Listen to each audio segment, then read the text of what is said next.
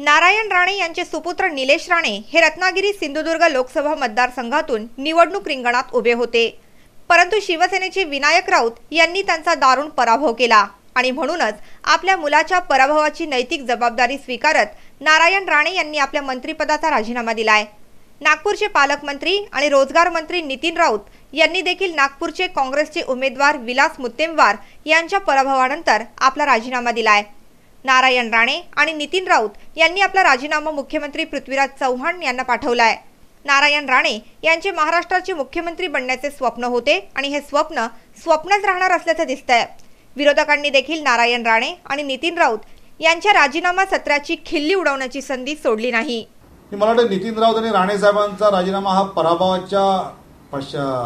पराभवानंतरच्या मनस्थितीतनं आहे का मुख्यमंत्री बदलाचं वारं सुरू करण्यासाठी आहे, त्याची एकदा स्पष्टता झाली की यावर आपलं मत देणं सोपं जाईल। त्यामुळे आमच्या राजीनाम्याला एका अर्थाने हीच जर मानसिकता असेल तर राणे साहेबांचा नितीन राऊतांचा पाठिंबा आहे असं म्हणायला हरकत नाही। ब्युरो रिपोर्ट NMTV बातमीपत्र।